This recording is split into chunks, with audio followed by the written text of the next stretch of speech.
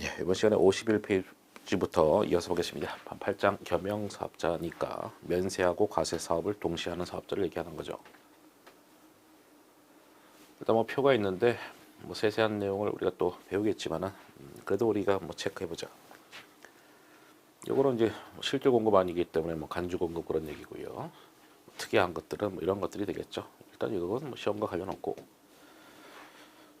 그다음 또 뭐 다른 거는 뭐 됐다. 그다음에 또 확정 따면 되는 거 있죠. 이런 것이 특징이 있는 거지. 우리가 공통 사용 재화를 매입하는 것도 있고 공통 재화 공급도 있고요. 뭐 둘 다 있을 텐데 예정 때 확정 때 다 정산 다 한다는 것이죠. 안분 계산한다고요. 안분 계산. 뭐 그건 당연한 얘기인데 확정 때만 되는 게 있죠. 우리가 확정 신고 때만 되는 것이 대손세액 공제가 있고요. 여긴 없지만 대손세액 공제가 있고, 그다음에 이건 면세 전형 반대가 뭐야? 과세 전형이지. 얘랑 정확하게 반대 개념이고요. 또 요거 하고 그다음에 거기에 따른 또 재계산이 있는데 이런 것들은 확정 신고 때만 된다.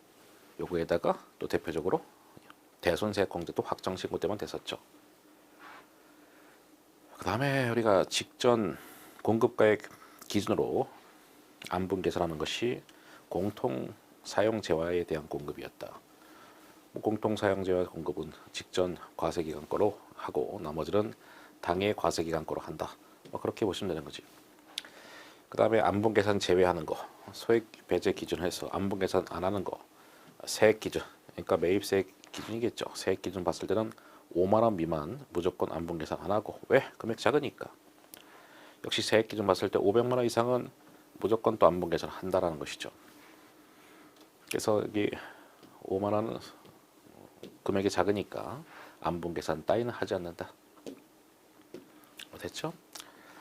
그다음 안분 계산할 때 뭐 매입가액 이런 거는 뭐 좀 지엽적이지만 이것도 다시 시험에 나올 수 있기 때문에 이 정도 하시면 되겠다. 일단 현재 가치 할인 차금은 취득가를 구성하기 때문에 포함시켜서 계산하고, 취득세는 제외하는 이유 자체가 매입세 공제가 기본적으로 안 되기 때문에 취득세는 매입세 공제 개념 자체가 없기 때문에 그것은 제외하고 계산합니다.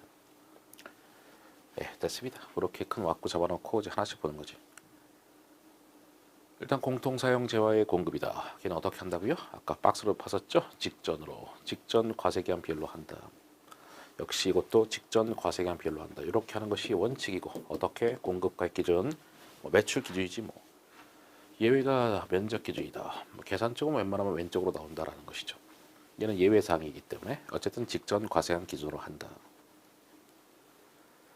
직전 과세기간이 없을 때는 가장 가까운 과세기간, 예를 들어서 우리가 휴업을 했어, 몇 년 동안 휴업했어, 그럼 직전 과세기간 없잖아. 그럼 가장 최근 거로 간다 이거지. 가장 최근 거. 그래서 거슬러 올라가서 가장 최근 거로 우리 안분 계산한다라는 것이고, 아까도 봤지만 5%가 안 된다, 그 다음 50만 원이 안 된다, 세액 기준으로 봤을 때 그때는 안분 계산 안 한다라는 것이죠. 전부 과표로 본다는 얘기는 이것이 직전 과세기간의 공급 과액 비율인데, 이거는 과세 면세죠.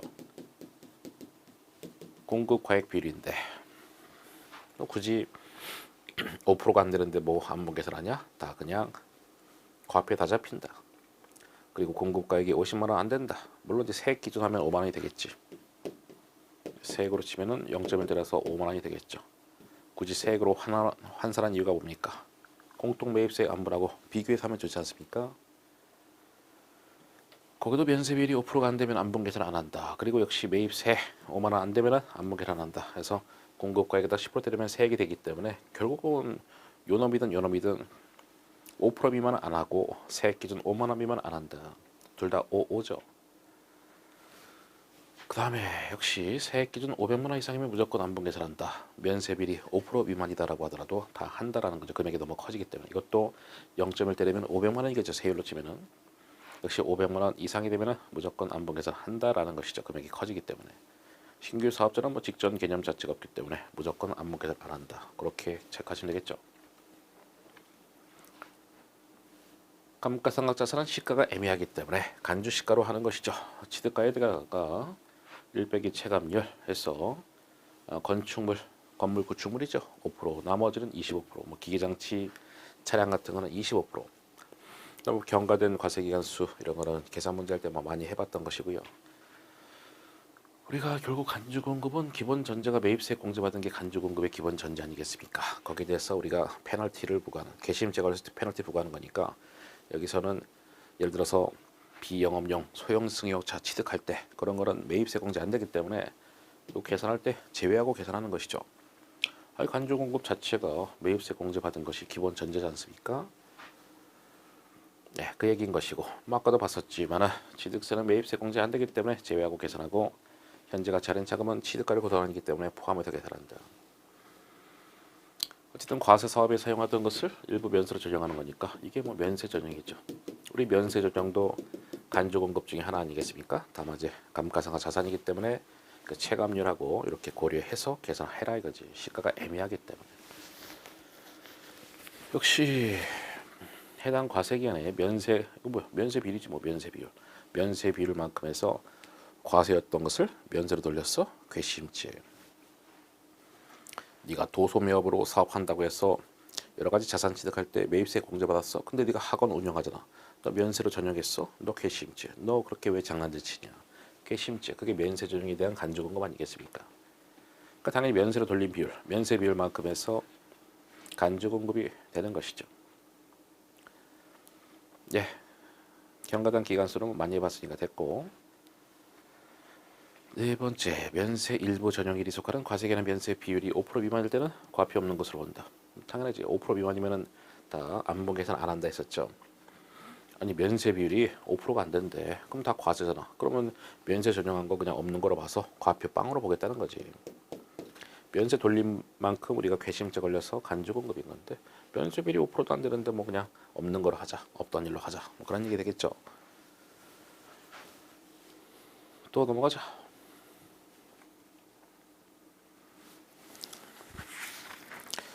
그다음 이제 공통매입세액 안분과 정산. 아까는 이제 공급 쪽이고 이번 매입 쪽이죠. 과세하고 면세, 비과세. 어차피 비과세는 잘 안 나오는 거니까 또 과세하고 면세 사업에 공통 사용되는 재화 영역을 공급받은 거죠. 아까 공급하는 거고요. 원칙은 뭐 실질기속이 불분명하면 실질기속에 들어가는데 계산 문제는 무조건 불분명한 경우가 나오는 거지. 계산 쪽은요.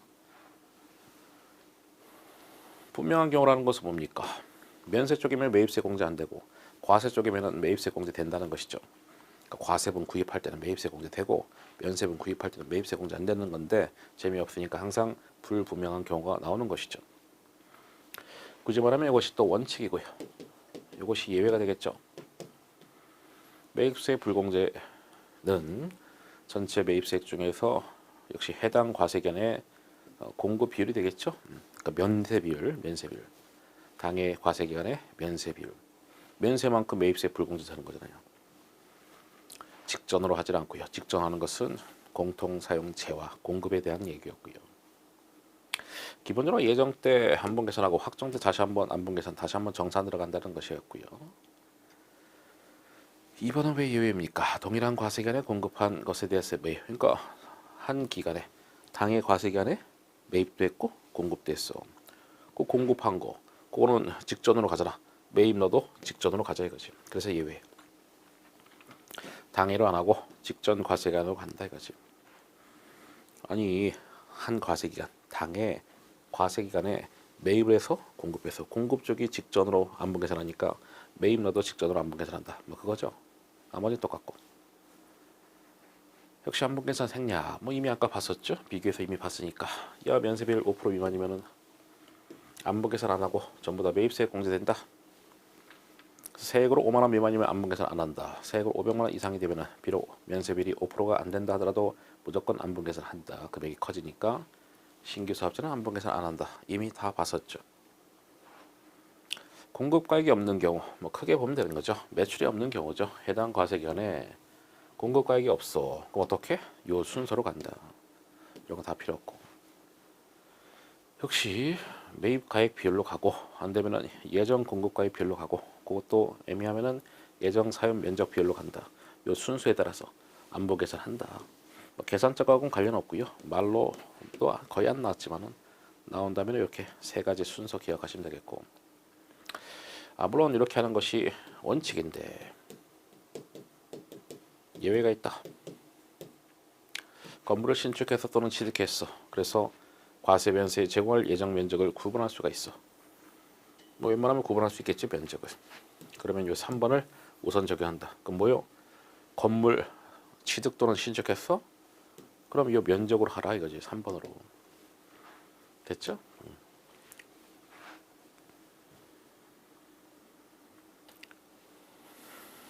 그 다음에 또 이어서 봅시다. 감가상각 자산 관련 확정신고 시 과세 전환 매입세. 뭐 공제 말하는 거죠. 이건 이제 과세 전형이었잖아요.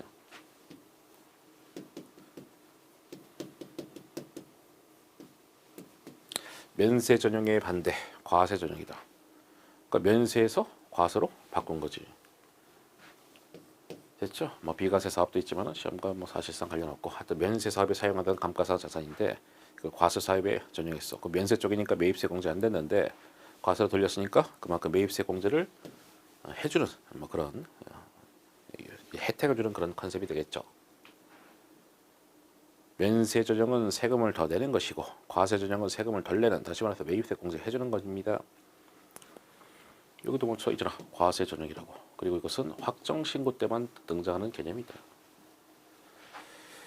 기존의 면세 사업에 사용했기 때문에 매입세 불공제가 된 게 있는데 역시 감가상각 자산하면 항상 요 공식인 것이죠. 1 체감률에서 건축물은 5%, 나머지 감가상각 자산은 25%. 그다음에 경과된 기간수 때리고 역시 과세 돌림만큼 해당 과세 기간에 과세 비율만큼이죠. 뭐 과세 비율. 과세로 돌릴 만큼, 면세에서 과세 돌릴 만큼, 과세 비율만큼 그만큼 매입세 공제를 해주겠다. 만약에 해당 과세 기간에 과세 비율이 5%가 안 돼. 그럼 거의 다 면세란 소리죠. 그러면 그 이공식 없이 그냥 매입세 공제 없어, 혜택 없어. 과세로 돌림 비율이 좀 커야 되는데 5%도 안 돼. 아예 그냥 없던 일로 가자.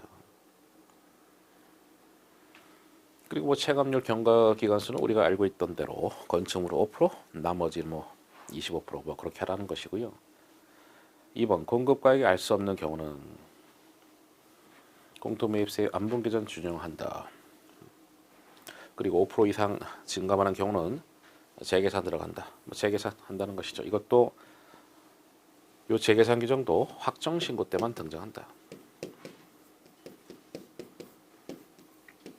온리 확정 신고 때만. 대손세액 공제하고. 그리고 여기 있는 면세 조정, 아까 했었던 면세 조정하고, 그러니까 죄송합니다. 과세 조정하고, 요 과세 조정하고 그 재계산 요 세 가지는 확정 때만 등장한다고. 야, 이 재계산 뭔데? 여기서 이 면세 비율이 5% 이상 또 변동될 거 아니겠습니까? 그때 이제 재계산 하는데 또 조만간 보겠지. 뭐 조만간. 이번 시간에 조만간 보겠지. 또 얘도 아까 제목할 때도 체크했듯이 확정 신고 때만, 과세 조정도 확정 신고 때만.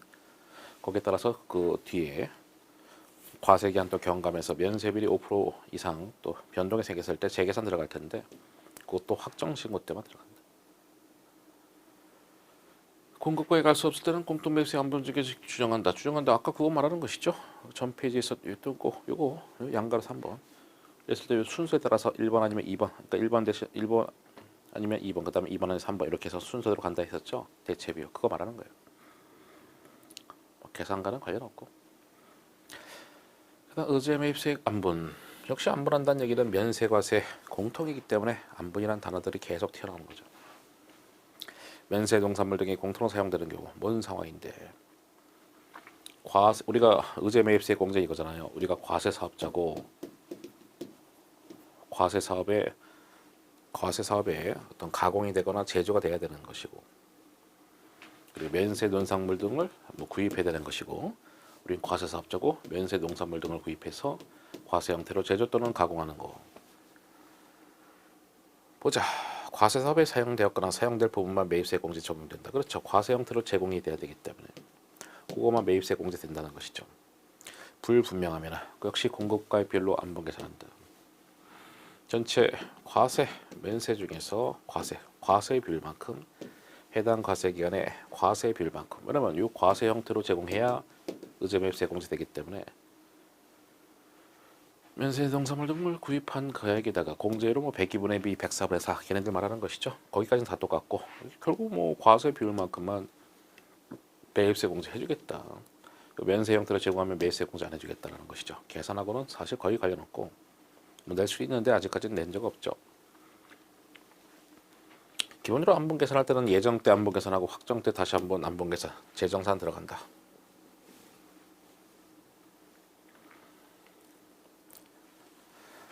그 다음 또 이어서 보시죠. 아까 재계산하는 거 어떤 경우였습니까? 과세 전용에 대해서 재계산 들어갔다 했지 않습니까? 감가상각 관련된 자산에 대해서 우리가 과세 전용 케이스는 확정 때만 등장하는 개념이고 거기에 따라서 또 향후에 과세기한 경감에서 면세 비율이 5% 이상이 증감됐을 때 재계산 들어가는데 걔도 확정 때만 들어간다고 했었죠. 예정들은 재계산 없다고. 배제 이런 거는 배제한다. 왜냐면 공급했고 공급 우제가 뭐 간주 공급이지. 이거는 판 거로 보는 거예요. 어쨌든 팔았다 또는 판 거로 본 거기 때문에 장부 제거된 거 아니겠습니까? 이것은 재계산 따위는 필요 없는 거지. 장부에서 뭐 제거됐으니까. 방법 역시 뭐 감가상각 자산 나오면 항상 체감률 고려해서 계산하고 공통 매입세에다가 증감된 면세 비율 물론 그것이 5% 이상 증감이 되어야 재계산 들어가는 거고 5%가 안 되면 재계산 안 하는 거지. 다음 금액을 납부세액에 가산되거나 아니면 환급세액에서 공제가 되거나 아니면 환급세액이 가산되거나 그다음 납부세액에서 뭐 공제가 되거나 그렇게 되는 것이죠. 아무래도 뭐 면세 비율이 뭐 커지면은 그만큼 이제 세금을 더 내는 꼴이고요. 과세 비율이 커지면은 세금을 덜 내는 꼴이다. 그거에 가지고 납부세 또는 환급세액에서 가산 또는 공제가 되는 뭐 그런 컨셉이고 뭐 계산 쪽은 우리가 다 기본 강의 때 다 제가 필기도 했었고 실제 기출도 좀 풀었습니다. 문제 풀이 때. 그리고 뭐 내용 정리 쭉 하는 거니까 뭐 그 정도 합시다. 어쨌든 5% 이상이 변동되지 않으면 재계산 안 들어가는 것이고요. 그리고 또 보자. 취득에 속하는 과세기간 그리고 그 위에 과세기간의 재계산 때는 재계산 기간과 해당 과세기간의 면세비율 차이. 뭐 결국 뭐 이렇게 말해봤자 이렇게 다 합치면 뭡니까? 직전이지 뭐 직전. 그러니까 직전 과세기간하고 해당 과세기간의 면세비율 차이가 5% 이상 차이 나야 된다 했었던 거고 이 말이 뭐가 중요해? 이 뜻이 직전 과세기간을 의미하는 거라고. 원칙은 역시나 공급가의 비율로 하고 안 되면 뭐 사용 비율로 한다. 공급가의 비율로 안분 계산을 하면은 증감된 면세 비율 따질 때도 당연히 공급가의 비율로 따지고 면적 비율로 처음에 따졌을 때는 뭐 그 향후에 또 면적 비율로 공급가액은 공급가액, 면적이면 면적 그렇게 해서 일관성 있게 쭉 팔로우를 하면 되는 것이죠. 체감률은 뭐 항상 하던 대로 건축물은 25%, 건축물은 5%, 나머지는 25%, 그 얘기하는 것이죠. 그 다음에 9장 갑시다.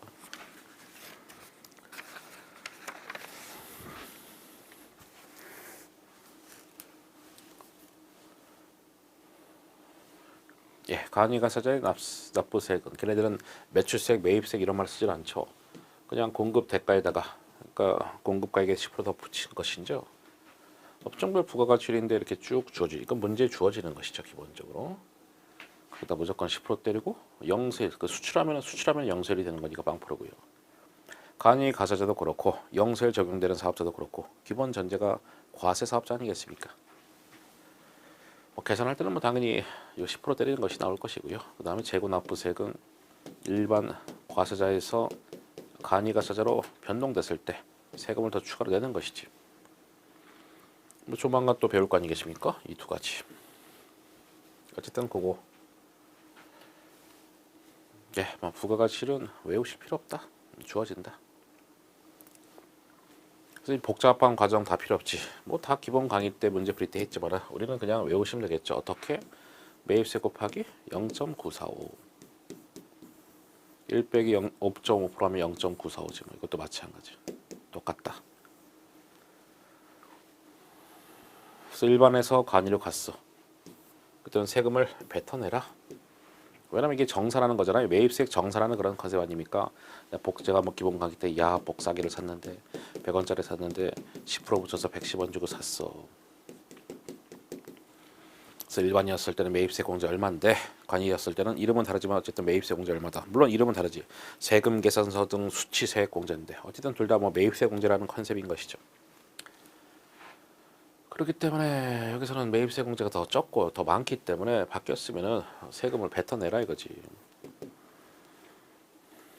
왜냐 이만큼 매입세 공제 받다가 이렇게 바뀌었잖아 간이로. 그 매입세 공제 받은 거 뱉어내라 납부세액이고, 간이는 이만큼 매입세 공제 받는 건데 세금 계산서 수치세 공제, 일반이면 이만큼 매입세 공제 받는 거니까 세금 돌려주는 거지. 매입세 공제 정산 들어가는 컨셉인데 다행히도 매입세 곱하기 0.945 그렇게 하시면 된다. 글씨로 볼까요? 재고 매입세액하고 납부세액은 과세 유형 변경 시 이미 설명했죠. 일반에서 관이, 관이에서 일반. 변경 중 재고품 등을 매입했을 당시에 매입세액하고 변경 후 매입세액 공제 그 차이 정산은 들어가는 거다. 정산. 뭐 이미 다 설명드렸죠. 네, 또 보시면은 과세 유형이 변경되는 날은 뭐 내년 7월 1일이지. 내년도 7월 1일 이때 바뀌는 거죠. 행정적인 이유 때문에 1월 1일 못 바꾼다 했었습니다. 행정상의 어떤 번거로움 때문에, 세금신고 번거로움 때문에. 아무튼 내년 7월 1일 현재 보유하고 있는 매입세 공제 대상 자산은 뭐 매입세, 재고 매입세, 납부세 계산 대상이 된다.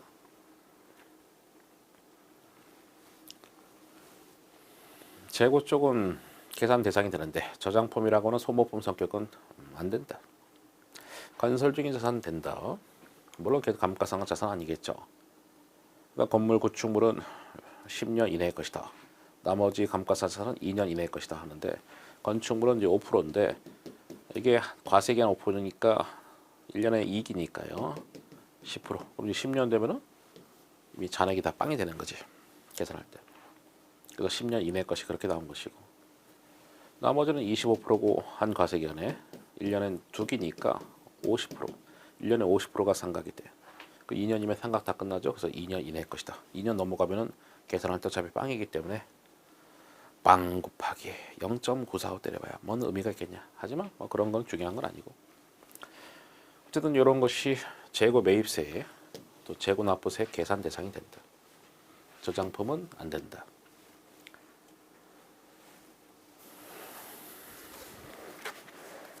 그다음에 신고 보시죠. 뭐 신고는 뭐 중요한 거 아니니까 뭐 패스. 과세유형이 변경되는 날에 직전 과세에 대한 확정 신고와 함께 신고해야 된다. 매력이 없어? 매력이 없습니다. 승인을 받아야 된다는 것은 의미가 있죠. 신고는 중요하지 않지만,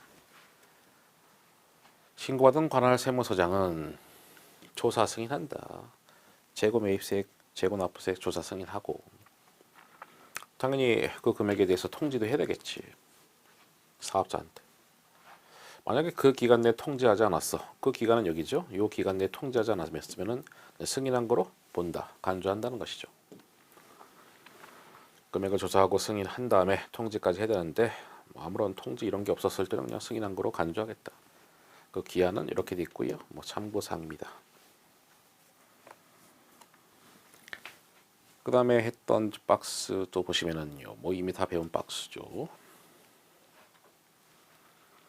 간이에서 일반 매입세 공제 이만큼 받다가 이만큼 받는 거니까 그냥 매입세 공제 더 받는 재고 매입세 공제가 되는 것이고, 납부세액에서 차감이 된다는 것이죠.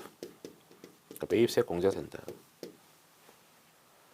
일반 매입세 공제 이만큼인데 간이 없다고 받는 거니까 걔는 뱉어내는 거죠. 납부세액에 플러스해서 재고 납부세. 복잡하게 써 있지만 결국은 어떻게? 매입세 공제 곱하기 0.945 94.5% 여기도 똑같다. 좌도. 야, 숫자가 다르지 않냐? 다르지만 어차피 뭐요? 부가세 제외된 금액이니까 아까 복사기를 100원 주고 샀는데 10원에서 110원이요. 제외된 금액이니까 이게 100이잖아. 빼면 뭐요? 10. 그 10이 뭡니까? 매입세액이지 뭐. 매입세 곱하기 0.945. 부가세 포함된 금액이니까 얘는 110이요. 약분하면 10이지 뭐. 똑같네. 매입세 곱하기 0.945. 그냥 매입세 곱하기 0.945. 그렇게 체킹하시면 되겠죠. 재고도 마찬가지고요. 건설 중자산도 역시 매입세 곱하기 0.945. 아유 똑같네. 그냥 매입세 곱하기 0.945 똑같네. 어차피 감가상 안 하는 것이죠. 둘 다. 감가상 자산은 뭐 매입이든 뭐 직접 제조를 하든 역시 이것도 뭡니까? 매입세 곱하기 0.945 매입세 곱하기 0.945 다만 감가상각 자산은요 체감률을 고려하면 되는 거지. 시가가 불분명하기 때문에 취득값에 있어 시가를 그렇게 계산하는 것이죠. 자가 제조 매입세 곱하기 0.945 다 똑같네. 매입세 곱하기 0.945 역시 감가상각 자산이기 때문에 체감률을 고려해서 계산한다.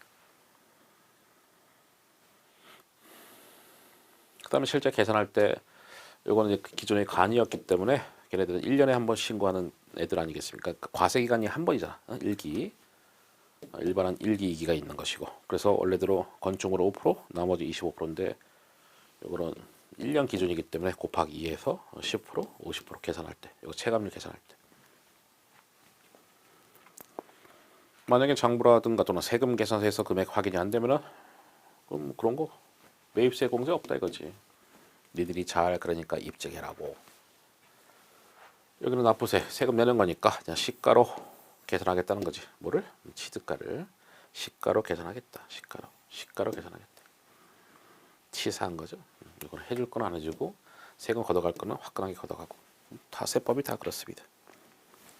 그러니까 시가를 취득가로 간주하겠다.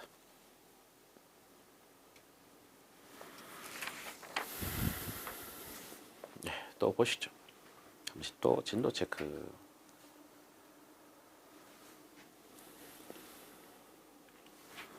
이거는 이제 세액공제 얘기하는 것이죠. 세액공제.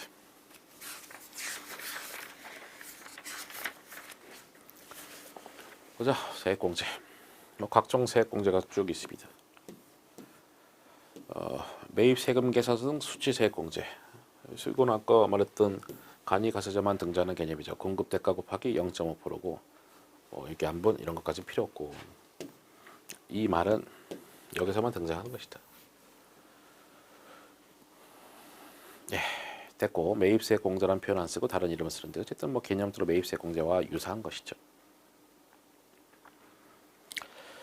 간이가세자는 아시죠? 개인 사업자밖에 안 된다는 거. 법인 사업자 안 되는 거고 여기도 마찬가지. 개인 사업자만 된다. 그러니까 결국은 여기 있는 세 가지는 싹 다 개인 사업자만 되는 거지. 온리 개인 사업자. 법인 사업자는 안 된다. 아니 3번은 간이가세자만 되는 건데 간이가세자가 개인 사업자밖에 안 되는 거니까 신용카드 매출 전표를 발급한 거죠. 거기에 따른 세액공제, 직전년도 공급가액 10억 이하면서 개인 사업자이면서 이게 다 엔드 조건이죠. 다 엔드 조건. 세금 계산서 발행도 못하고 또는 면제되는 업종 다 보면 영세한 업종이겠죠. 영세한 개인 사업자다. 뭐 기억해야지. 27년 이후는 필요 없고 나중 얘기니까 발급 금액 1.4%가 해당이고요. 해당 연도 한도죠. 1,000만 원.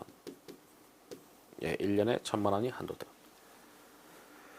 뭐 항상 둘 중 작은 거 하면 하나가 해당, 하나가 한도죠. 됐고 전자세금계서 발급 전송.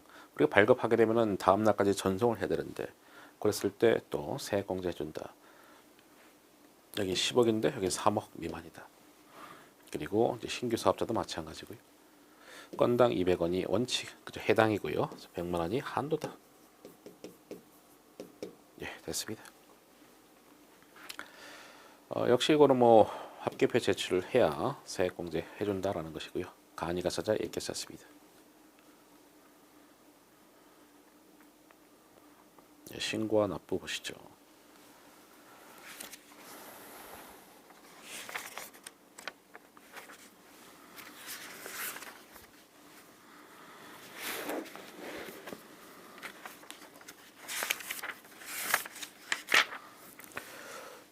예, 신고 납부. 예정 부가가 있고요. 예정 신고가 있고 확정 신고가 있는데 뭐 신고는 우리가 자체적으로 셀프로 신고하는 건데 부가는 뭐요? 그냥 고지서 날라오면은 갖다가 내면 되는 거지. 국세청 고지서 날라오면 갖다 내면 된다고. 우리는 얘는 1기하고 2기가 있다는 거 아시고요. 이거 1기 하나밖에 없죠. 그래서 일반 과세자는 세금 4번 내는 것이고 왜냐면 1기 예정 1기 확정이 있으니까 2기 예정 2기 확정이 있으니까 4번 세금 내는 것이고 간이가세자는 1기인데 2번 내는 것이죠. 일반은 4번, 간이는 2번. 예정 부관을 1, 2, 3 1기 예정 때, 2기 예정 때, 7, 8, 9 분기로 하면 뭐 1분기, 3분기인데 하여튼 얘가 1기 예정 때 1기 뭐 아시죠? 그래서 1월에서 3월, 뭐 4월에서 뭐 6월, 7월에서 뭐 9월, 10월에서 뭐 12월. 1기 예정, 1기 확정, 2기 예정, 2기 확정인데 당연히 예정 부가는 요때 되는 거지. 요때. 요때는 이제 실제로 다 신고 납부하는 것이고. 다만 이제 개인하고 법인이 다른 거지. 야, 법인은 닥쳐. 예정 부가 없어? 예정 신고. 걔는 4번 다 셀프로 다 신고하는 거지. 개인은 예정 부가 2번에다가 이렇게 예정 부가 2번에다가 확정 신고 2번. 그러니까 셀프로 2번 신고하고 2번은 뭐 예정 부가 고지서 날라면은 내면 된다. 물론 법인도 예외가 있습니다. 단 직전 과세관 공급가액 뭐 사실 매출이죠. 1억 5천도 한데 야 그냥 고지서 발송해. 법인인데 좀 영세 그냥 예정 부가라고. 반면에 일단 뭐 일반 과세자부터 쭉 봅시다. 섞어서 보면 또 헷갈리니까. 고지서는 몇 때까지 국세청에서 날라와야 된다 이런 얘기고요. 국세청에서 이제 발급할 것이고요. 징수는 항상 뭐 부가세는 다음 달 25일까지가 되겠죠. 1, 2, 3월이니까 4월 25일까지 세금 고지서 내면 되는 거고요. 7, 8, 9니까 이때 10월 25일까지 고지서 세금 내면 된다고. 이건 고지를 국세청에서 해야 되는 기간이 이렇게 되는 것이고, 그 다음에 간이 쪽으로 갑시다. 간이는 예정 부가. 걔는 이게 1기가 있는 건데 역시 1월에서 6월, 7월에서 뭐 12월. 세금 계산서 발급 대상이 있고 미발급 대상. 발급 대상은 뭐 4,800만 원 이상이면 발급 대상이 되는 거고 4,800만 원이 안 되면은 뭐 발급 대상이 아닌 것이죠. 걔네들은 신용카드 매출 전피 현금 영수증 발급하는 애들이 되는 것이죠. 그래서 공급 대가가 4,800만 원 이상인 애들은 세금 계산서 발급 대상이 되죠. 걔네들은 예정 신고기 때문에 예정 신고 그리고 또 제대로 또 확정 신고해서 2번 세금을 다 셀프로 신고하는 거지. 근데 야 공급 대가 4,800만 원도 안 돼? 그럼 뭐 세금 계산서 미발급 대상, 다시 말해서 신용카드 매출 전피 현금 영수증 발급 대상자. 걔네들은 영산 애들은요 예정부가 한 번에다가 또 셀프로 신고 한 번 하고 해서 한 번은 셀프로 신고하고 한 번은 고지서 발급하고 고지서 내면 되는 것이죠. 역시 고지서 날라면은 그때 7월 10일까지 이때까지 내면 된다 이겁니다. 아까 고지서는 이때까지 국세청에서 발급하면 되는 거고 항상 세금 내는 거는 다음 달 25일까지이기 때문에 6월까지니까 7월 25일까지 역시 고지서 날라온 거 내면 된다 이거고, 징수금액은 직전 과세기간의 직전 과세기간의 납부세액에서 경감공제세액 뺀 거기다가 50%가 고지서가 날라온다. 이게 지금 예정 부가지. 직전 과세 기간에 납부세액에서 여러 가지 세액공제 다 빼고 50%, 그러니까 절반만큼을 그냥 예정 부가에서 고지서 내면 된다. 고지서가 그렇게 날라옵니다. 요 계산할 때는 뭐 가산세는 포함하지 않고 계산하는 것이고요. 뭐 부가 제외는 우리가 지금 예정 부가하고 있으니까 예정 부가가 지금 고지서잖아요. 고지서 날라오지 않는 것들. 일단 징수 금액이 50만 원도 한데 아유 그럼 예정 부가도 없다고 그냥 건너뛰고 다음에 6개월치 또는 1년치 한꺼번에 낸다는 거지. 건너뛰고 여긴 6개월치 여기는 1년치 한꺼번에 낸다는 거죠. 금액이 작으니까. 납세자의 개인 또는 사업상의 이유로 납부가 어렵다고 판단되면 그렇게 해서 국세징수법에서 열거된 것들에 한해서 예정부가가 또 제외될 수도 있는 것이고, 일반에서 간이가 변경됐어. 그럼 내년 7월 1일부터 변경되는 거죠. 7월 1일부터. 그 7월 1일부터 간이 되는 거니까 그때 예정부가 요때 제외다. 행정상의 어떤 어려움 때문에 불편함 때문에, 왜냐하면 지금 과세 방식에 적응할 시간도 주고 세금 신고 혼란도 지금 방지하고자 야 너 간이 처음 됐잖아. 그러니까 이때 뭐 예정부가 없어. 간이에서 일반 됐어. 그럼 내 이제 7월 1일부터 일반이 되는 것이죠. 그 이때는 뭐야? 간이가 되는 거지. 이때도 간이. 이 간이가 되자 이 상태일 때 예정부가 또 제외다. 하지만 뭐 그렇게까지 지역적으로 잘 되진 않습니다.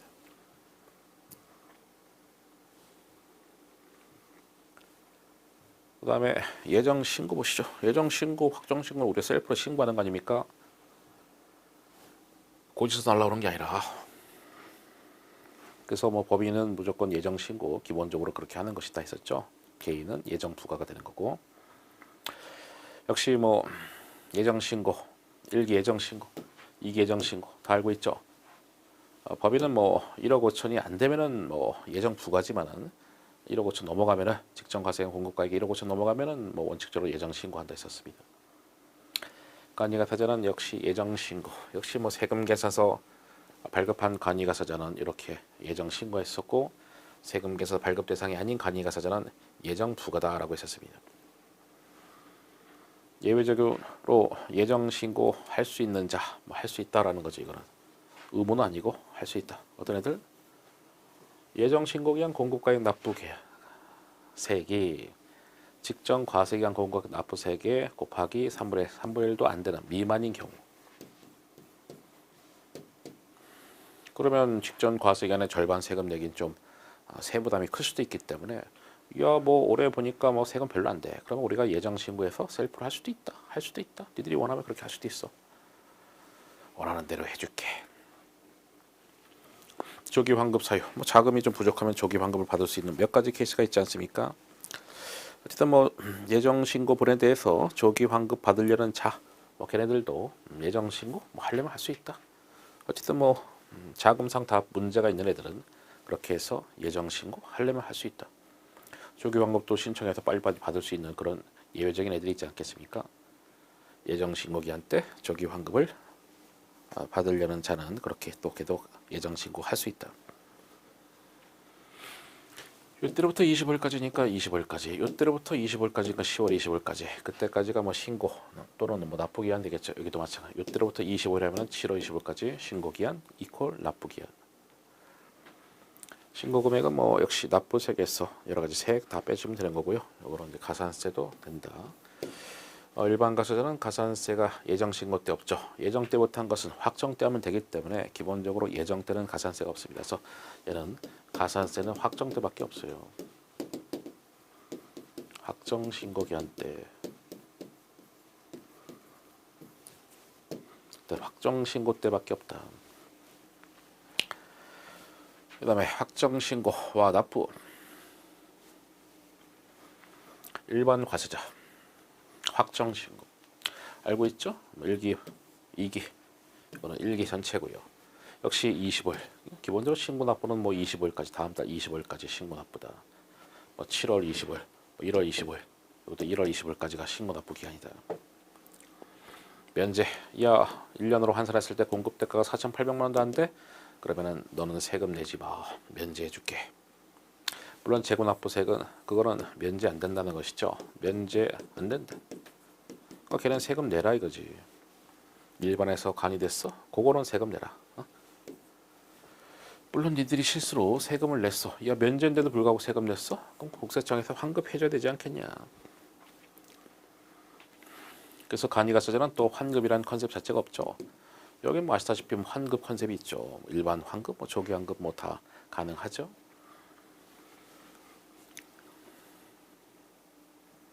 그다음에 재화의 수입.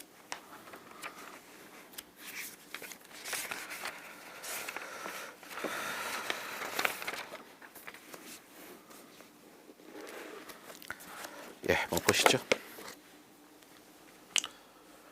한 페이지 더 보고 이제 마칠 텐데, 재화의 수입에 대해서 납부 유예는 안 내는 게 아니라 뭐 나중에 내겠다는 거죠. 상황 자체는 우리가 원자재를 수입을 해가지고 물건을 만들어서 나중에 수출을 하는데, 물건 만들어서 수출할 때까지는 이제 시간이 좀 걸린다. 그 매출세액 하나도 없어. 그럼 이제 우리가 또 세금 부담이 있으니까 재화 수입할 때 세금을 일단 안 내도 돼. 왜냐면 재화 수입할 때 항상 등장하는 게 누굽니까? 세관장. 여기 이제 세관장이 그러니까 수입자한테 10% 걷어가는 거잖아요. 근데 그 세부담이 지금 빡시니까 좀 유예를 물론 이제 신청해야 되겠지. 납부의 신청을. 우리가 외국에서 원자재 같은 거 수입을 해가지고 물건 만들어서 나중에 팔고 이렇게 수출하는 그런 형태들 텐데, 그때까지 텀이 좀 있어서 야 돈 하나도 못 벌었는데 여기다 세금 내면 빡시니까 납부에 신청할 수 있다. 어떤 그런 상황. 다음 조건을 모두 충족하는 경우니까 AND 조건이 되겠죠. 일단 말했죠. 수출을 좀 하는 그런 상황이다. 그래서 중소기업, 중견기업 해서 됐고, 그 다음에 또 제조업이어야 된다. 제조업이면서 중소 또는 중견기업, 그러니까 대기업은 안 된다는 거죠. 대기업은 안 된다. 어렵게 되면은 뭐 짜증나게 되면은 이걸 거꾸로 내서 하면 틀린 거지, 그렇죠? 중소기업은 요거 이상 또는 요거, 중견기업은 뭐 중소보다 좀 더 큰 애들이겠죠. 30% 이상에서 치사하게 내면 이제 거꾸로 해서 어디 되면 틀린 것이고. 그러면서 또 3년 동안 계속 사업해야 된다. 또 치사하게 되면 뭐 5년이다, 1년이다 다 틀린 거예요. 숫자 넣으면 항상 숫자 체크가 됐죠. 최근 2년 동안 어떤 뻘짓이 없었어야 돼. 뻘짓, 국세 체납한 게 없어야 되겠고, 처벌도 없었어야 되겠고, 납부의 취소 사실도 없었어야 되는 그런 깔끔한 상황이었어야 된다. 이게 다 충족됐을 때 재화 수입할 때 납부예를 신청할 수 있다. 절차.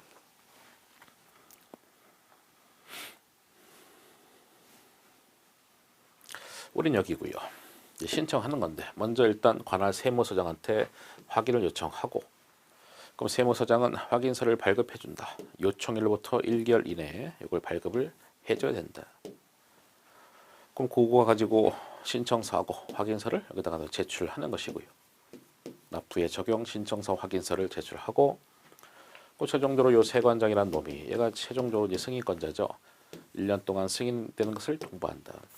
그러니까 효력은 1년이다라는 거죠. 효력은 1년이다. 승인의 효력은 딸랑 1년이다. 물론 그 승인 통보는 여기 있는 신청일로부터 또 1개월 이내로 승인 통보를 해줘야 된다. 뭐 이런 얘기고요. 항상 숫자가 나면은 숫자를 체크하는 거예요. 숫자를 다 1이지, 싹 다 1, 111. 그다음에 반가로 3번.